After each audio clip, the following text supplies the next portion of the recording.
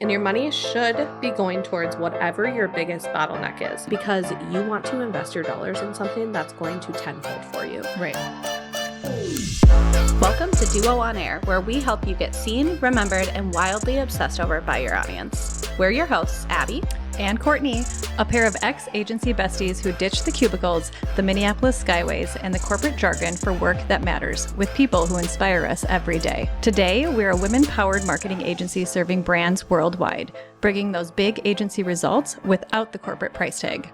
Around here, it's all about what actually grows your business: branding, SEO, websites, and navigating the real-life ups and downs of building a dream while raising tiny humans. We're moms, wives, and best friend business partners in the trenches with you, making the hard stuff feel easy and a whole lot more fun. So pour a fresh cup, get comfy, because you're exactly where you need to be. Let's duo this. Welcome back to the Duo On Air podcast. This is episode number 208. And today we're going to talk about how if we had a magical genie that gave us $1,000 to grow our business right now, where would we spend it? And I'm going to sing a little song for you guys. Yes, please. Go. Because when Abby wrote this one, all I could think about is, if I had $1 million. I'd buy you a fur coat. Then you say something like that. Like very random I know. ones. I love it. They're the best. I love it. So but just sing, this isn't a sing million. that song. This is 1,000. It's not a So million, we have to it's change 1,000. it too. And actually, the number is arbitrary. Like, we are just using a little bucket of funding. If you have a marketing budget, where should you spend it? Mhm. And we are And not $1,000 seemed like reachable. Yes. For most small businesses. Or it's like one of those, whether you're new or a little bit more established, it's kind of like, okay, $1,000. I think I can. What can I do for marketing? Yes. You with know? 1,000. Yes. So this isn't going to be an episode of like, I'm a brand new business. Here's $1,000 to get started. We really wanted this to be focused on, here's $1,000 to grow your business. And here's how we would spend it. So if you're someone who's maybe 3, 4, 5 years in, you're stable, you're making money, maybe you're not thinking about like quote unquote marketing budget, and you're just wondering like, okay, if I do have some money to spend in 2026, whether it's now or later, where should I invest my dollars back into my business to actually see the growth from whatever goals I set at the beginning of the year, if I set them? Where am I going to see the biggest impact? And where can I kind of allocate this money? So I'm surprised you missed an opportunity. I'm so I sorry. did. What did I You're like, miss? if you're a business who is 3, 4, 5 years in, and here I'm sitting, and I'm like, you should have put, if you're a business that was 6, 7 years in, man, come on. I hope there's You have teenagers 2 in the little car boys listening. at home. I know, because I just can't. I'm done with it. It's over. Okay. Ugh, it's gone. Back to the program. But I can't wait to be that cringy mom that just learns all the slang when they're teenagers, and I can just. I mean, it's already, I have a 2-year-old, almost 3-year-olds, and she's already saying 6, 7. I know. They're It's not even teenagers, man. little It's sponges. 3-nagers. little sponges. So before we talk through what to do with your money, we are going to talk about what not to do. Because- which list is better? I know, right? Because I think sometimes we think like, okay, I have some money. Well, we always want more money as small business owners and entrepreneurs, right? So we're always like, if I have more money, I'm going to take that and I'm going to put it in my pocket. But at the end of the day, it's like, if you have a marketing budget, I think sometimes we have these really generic ideas of how to spend it to grow our business rather than thinking strategically about where to spend Or it. you just hear everybody shouting like ads, paid ads, Spend Meta, it with me. or like do this or do that. And it can be so easy to fall into those traps because it's what you hear all the time. Yeah. And it's hard to push the noise aside and actually like think through other strategic ways to use your dollars. Yeah. So one, on that note, just dumping it into Meta ads because you haven't tried paid ads yet. Oh, that's And probably the worst. please, yeah, like especially when it comes to, I'm gonna boost this post. Oh yeah. Why is that even an It's option? painful. Yes, That's it's so painful. bad. And I think a lot of businesses are like, I'm going to try it myself without like leveraging a paid specialist. And that's where you lose the strategy. And Meta does not make it easy. They do not make it easy to use that platform. Not at all. Also, I think things like Boost, I feel like it seems like it's just got to be like an adrenaline hit kind of. Like if you hit that, and like you It's go like the through casino. it, you know, kind of, Yeah. because you're just True. like, oh, all I have to do is boost this post and I'm going to make thousands of dollars, or I'm Yeah. going to get 10 clients Mhm. ASAP. Like it's just It's how they not- probably make the majority of their money, It's not to how be it honest. works. Yeah. So you need a strategy behind that, and you need to know why you're doing it. Another one being hiring a contractor without a strategy. And a lot of times I feel like we fall into this trap because we're so busy. We just need help. Mm-hmm. And so we just hire someone. We're like, I need a VA. I need someone. I need anyone to just help me. But we ultimately do a disservice to them and to us, because when we hire someone without a strategy, like they're kind of just running blind. Right. Well, and then sometimes you're expecting them to do something and they're not doing it because they don't know that you need them to do it. And then you end up doing it anyways. And then you do it out of frustration and with little to no time. And it's just a really bad hamster wheel to be on. And sometimes you get a magical unicorn that can just like read and adapt to what you need. But that's pretty rare. There's not a lot of those out there. No. The other one is signing up for a shiny new tool. Like ManyChat dropped and everyone jumped on it. You know, like there are certain things that people are saving for, or like, I want to do a quiz or I want to do this, but then we sign up for it, or we join the wait list, or we join the free trial, and then we pay for it, and then we have no strategy. You don't have a strategy and you don't know how to use it, or you forget that you paid for it and you don't use it, or you pay for it and you don't have time to learn it. Or you pay for it and you don't go into it with a strategy. Like then you're just throwing money at the wall and you're not sure if it's going to even work. Yeah. And then finally, buying a trendy coaching program or a mastermind or a course. We've all been there. Because everyone else is doing it. We've literally all been there. Yeah. I'm pretty sure when we first started, we bought a course or a training or something. And I don't think we logged into it in forever. And then it was like a couple years later that we were like, oh my gosh, we have this. And I still don't think we actually logged into it and did much with it. Yeah. It's like sometimes the education can feel like, yes, this is exactly what I need. And then you get inside and you're like, this isn't what I need. Yeah. And it can be really hard. And we've noticed that too. Like a lot of the people that we follow and engage with on Instagram aren't actually agency owners. And so a lot of the coaching programs and the masterminds, and like there's just not a lot out there actually for partnerships or people growing an agency. And actually, not to say there's not a lot out there. We are just not in the right algorithm for it at the moment. And so we have to change our algorithm. Yeah. For sure, and so there's been so many things like, of like Jasmine Star's mastermind. That looks freaking amazing. But is that right for us? Right. Probably not. So it's like having to go back and think of like, what do I actually need? What circles do I need to be in? Who do I need to talk to? Like if a coaching program or a mastermind is right for you, it's the strategy behind it, not the trendiness and who did it. Like don't join a program just because it's something that Amy Porterfield recommended. Right. Like it needs to actually work for the goals of your business. And you can love those people, right? You can love them. You can aspire to be them. They can like inspire you daily, but it doesn't necessarily mean just because you love them and what they do that their course is for you. Like you really need to know what you're buying and why before you even buy it.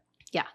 So here is where we would have you spend your money. And your money should be going towards whatever your biggest bottleneck is. So we have chunked this into a few different issues, bottlenecks, whatever problem areas, growth struggles, whatever you want to call it. And these are some of the biggest ones that we see. Not to say these are all of them, but I feel like no matter what, as you listen throughout this episode, you're going to feel like you fall into one of these buckets. Or you might fall into multiple, which is okay. It's about determining, one, where my biggest bottleneck is, and then two, what has the biggest potential for growth. Because you want to invest your dollars in something that's going to tenfold for you. Right. So it's thinking strategically about that. So the first one is I don't know how to clearly differentiate myself. I feel like I am just one of many people who do this service or offer this product. So if this is you, this is something that we strongly think that you should invest in. First, brand strategy and clarity. I think we've worked with tons of clients, or we know people on the internet that feel this. They don't know how to differentiate themselves. They feel like they're just in a sea of products or services that everybody else offers. So how do I stand out amongst the sea of competitors that I'm against? A big part of that is your brand strategy and your clarity. So we work on this with clients. And after we work through all that brand strategy, messaging refinement, the value and positioning statement that you have, your audience pillars, who you're talking to, why you're talking to them, how you're talking to them. When all of that is clearly defined, you have so much more confidence and clarity in your brand, how you're going to show up, how you're going to speak to your audience, how you are going to say things that make you different from your photographer friend down the street. Let's say you're both photographers. That's a hard industry. That's a very competitive, hard industry to make yourself stand out. But there is something unique about you. There is something unique about your brand that you need to lean into that you might not even see or be leaning into. Yeah. It's all about pulling that out. And I would say, like, regardless of how much you have, this is also something you can invest your time in to actually setting aside. So we do we'll link it in the show notes, but we do have a Sip and Strategize workbook that can kind of get you started in defining this. And also, like, if this is something you need to hand off to experts, that is something that we do. We do just brand strategy on its own, because the clarity in it is so important. It's so important. And it's so exciting to see people walk away with that clarity. Yeah. I think a lot of people do also think that they have enough clarity in their business, but when they do an exercise like this or work with somebody like us, they find so much deeper clarity than they ever thought they even needed. So it's really exciting to see how you can turn yourself from being able to not clearly differentiate yourself to really leaning into the uniqueness of you, your brand, your voice, your personality. Number 2 is my website gets no traffic and I depend on referrals only. Okay. I cannot tell you how many times we have hopped on discovery calls and chatted with people who later are kind of like, I actually don't need SEO right now. I'm really busy. I get all my business from referrals. And I inside am just like, I am scared for the day that the referrals stop, because it's going to happen. And I don't want to like say that in a way that's scary, but it's true. Like, if referrals dry up, what is your backup plan? Do you have one? And what breaks my heart is when people come to us and they're like, I used to run my business solely on referrals. All of a sudden, they're not coming in anymore and I'm struggling. And now they don't have the budget to invest in a new website or in SEO because they don't have the referrals anymore. And so I'm always telling people, like, when you think about investing in a new website or a new marketing channel or a new way to differentiate your leads, you need to do it when the leads are still coming. You need to do it when it's hot. Yes. And if you are busy, you can work with people like us, or smaller agencies to, we're flexible when it comes to like timelines and stuff like that. And we understand that sometimes it's really hard to get on a phone and like go through something or whatever, but we can be really flexible with how we work with you. And I know not all agencies are flexible, but it's not like, sometimes we get so busy that we're like, we don't have time for that service, or I don't have time to dedicate to that. But like Abby said, that's probably the time that you should, because when it dries up, when you have the time, that's the scary part, because you're not bringing in leads. You're not bringing in business. And now you don't have business the budget to think strategically because you don't have the dollars coming in.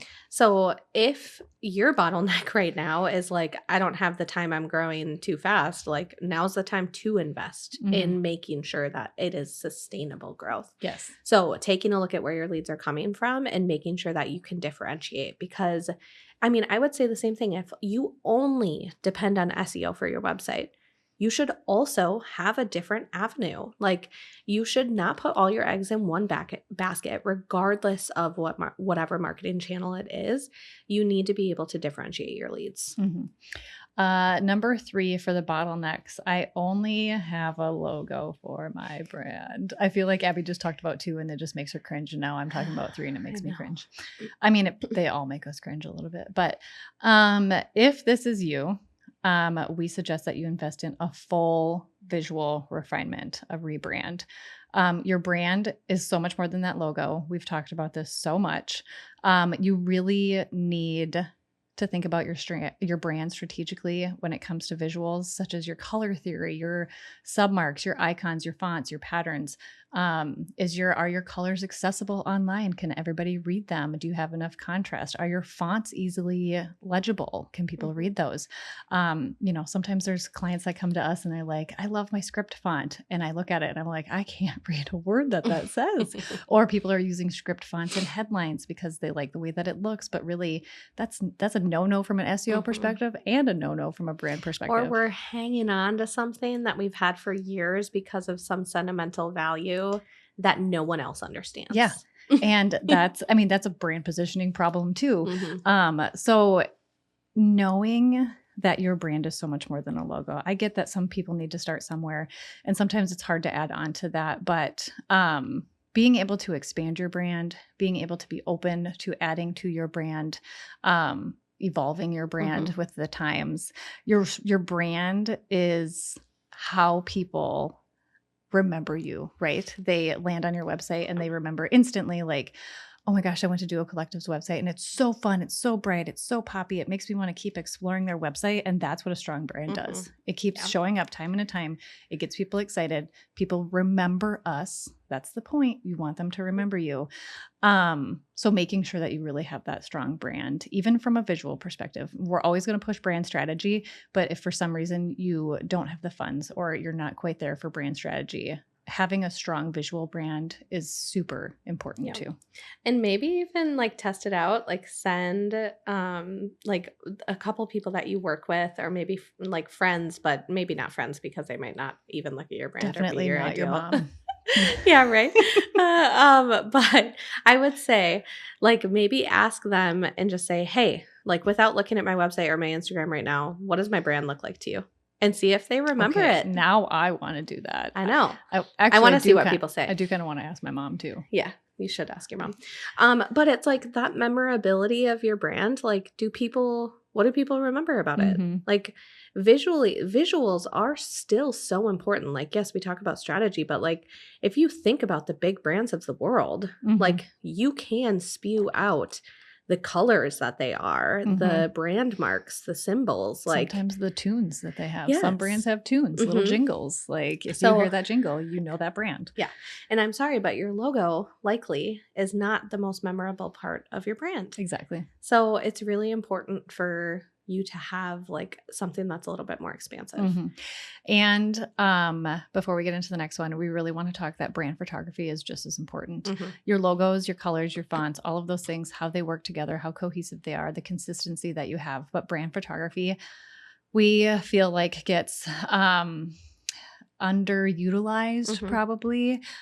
People either take photos on their iPhones, which phones nowadays are capable of a lot of great photos, but if you can invest in brand photography, we strongly encourage this. Even if it is just one shoot that can get you through a couple of years, do it, because our entire website, we're fortunate enough to have Julie Greer Photography, which is Abby's mom, but we get so many compliments on our brand photos because it feels super on brand. We're showing up the way that we show up on inquiry calls. We might not be as pretty on inquiry calls because we don't have our faces professionally done. We're comfy.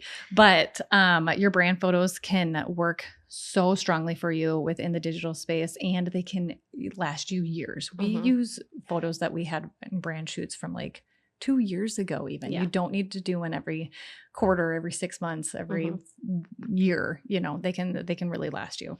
Yeah. And they're also beyond helpful for SEO purposes too. I will say, like, people, if you are in a highly visual industry, people are searching in the Google Images section and they're searching for inspiration there.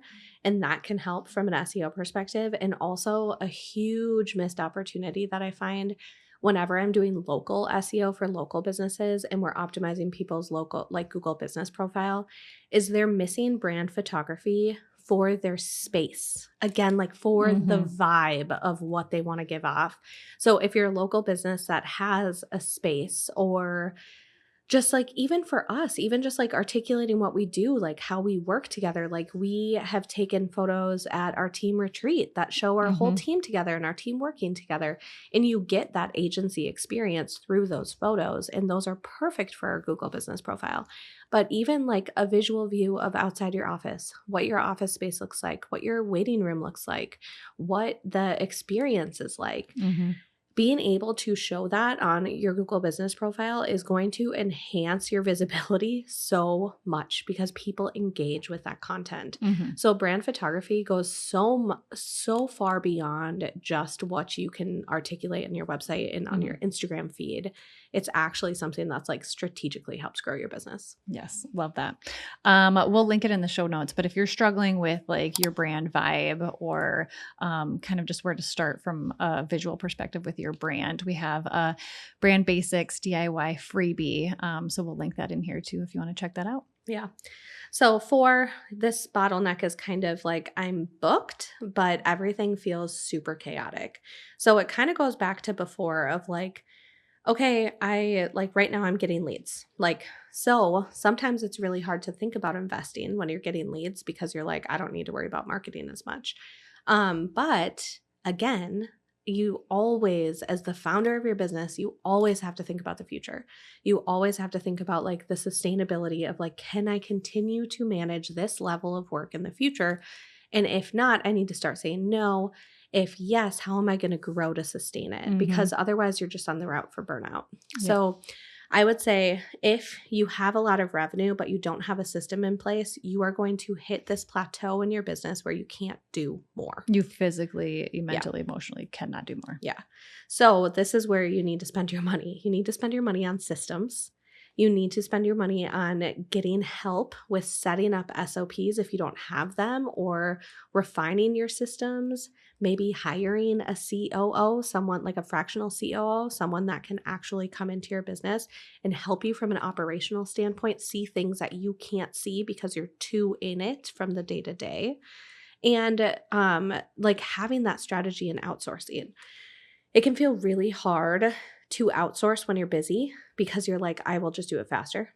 But again, you need to think about sustainability and growth for the future because we don't think about outsourcing when we're not busy because we have the capacity. But when we are busy is when we're like, I don't have the time. I need help. And it like seems like it feels like it's too late. Yes. You know? Yeah.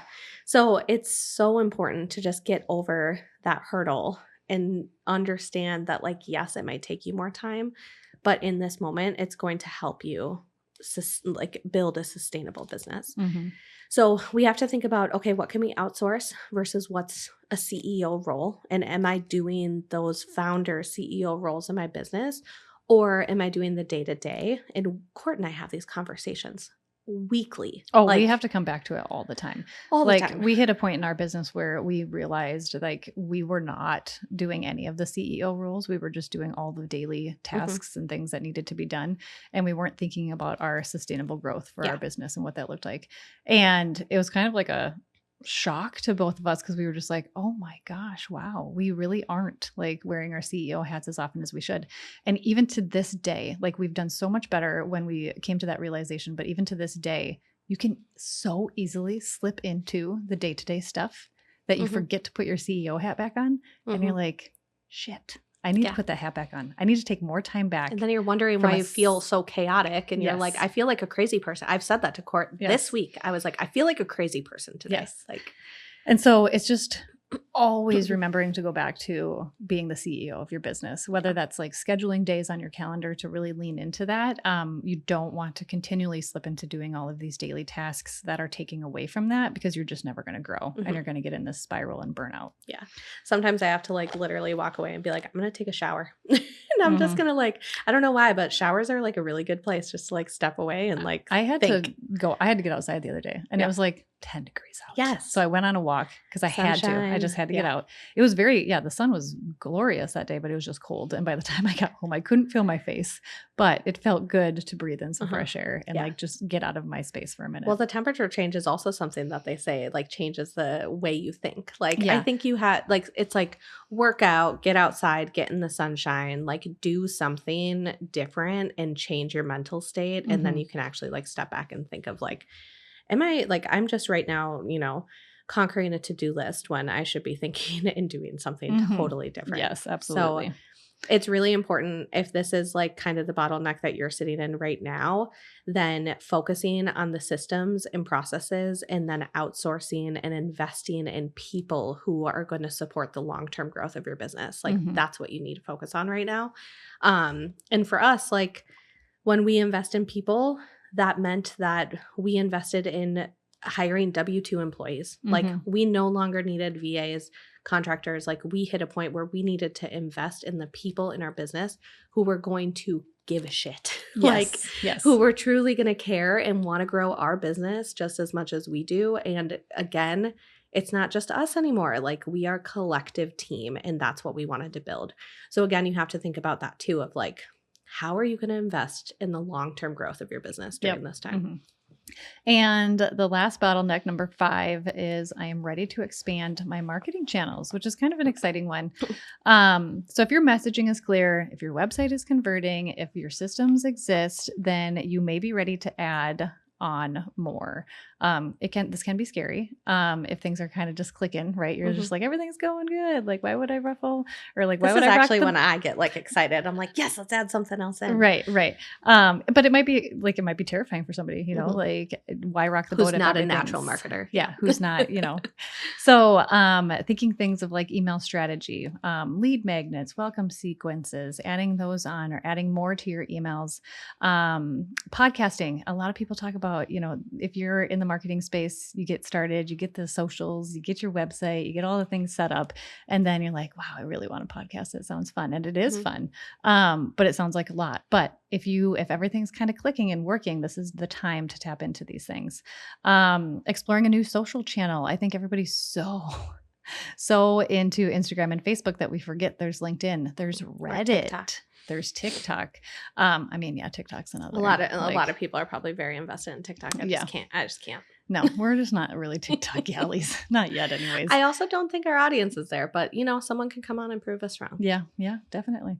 One that we're considering right now is Reddit. Like that's a one that we want to kind of do some more research on, potentially be on.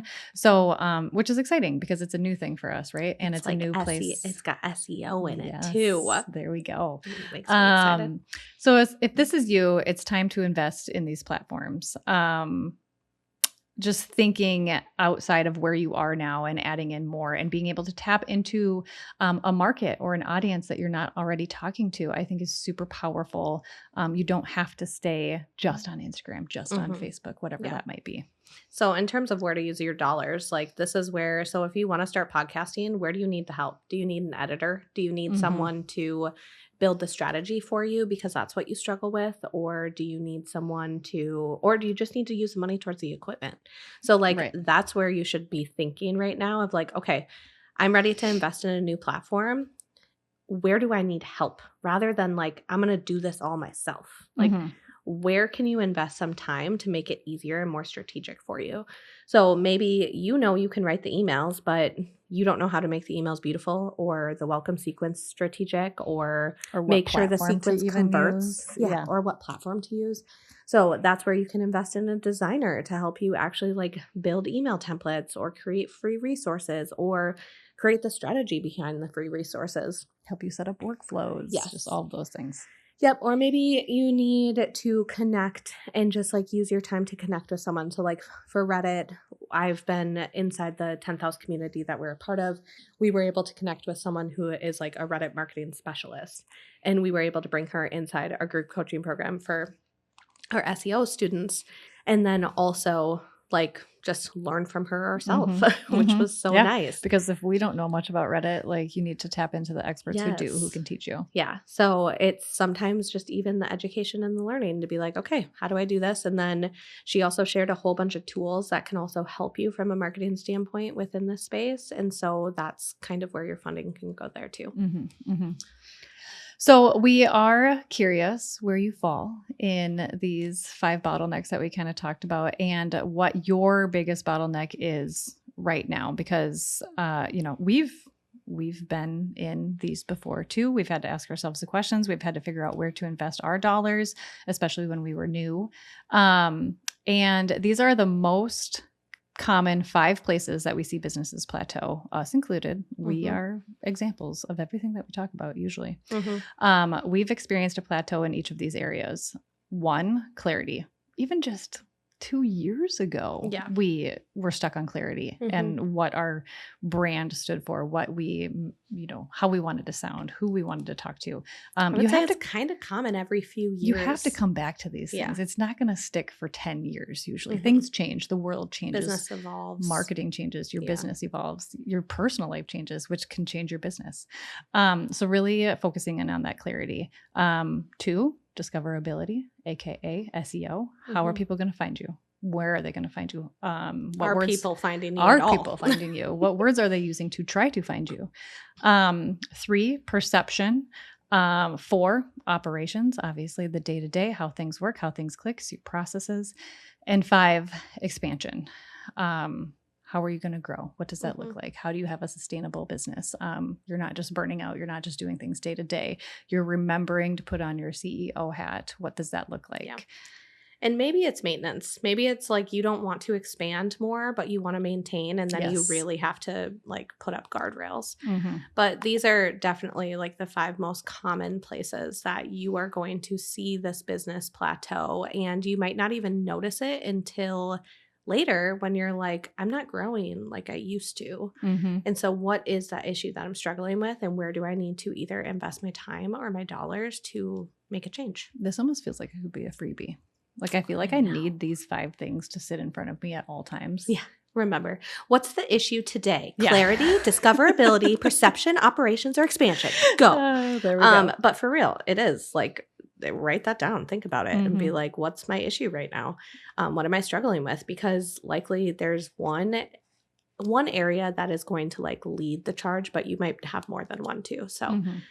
So determine your biggest bottleneck. If you have $1,000 or $1 million just sitting there, then like this is where you need to think about investing it.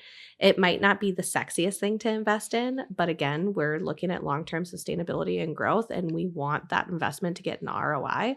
So that's a lot sexier when your investment tenfolds for you. Absolutely. So start in one of these places, and if you know exactly where you're going to go, then let us know because we'd love to hear. Yes. It's time for a refill. Thanks for tuning in to another episode of Duo on Air. If you loved hanging out with us today, here are 3 quick ways to support the show. 1, subscribe so you never miss a new episode. 2, share this episode with a biz bestie and tag us on Instagram at duo.collective. And 3, leave a review because we love hearing from you. Finally, keep sharing your episode ideas. We love creating content for you. Head over to duocollective.com to catch up on all the latest episodes, brand and website makeovers, SEO tips, and so much more. See you there. Let's duo this thing called business together.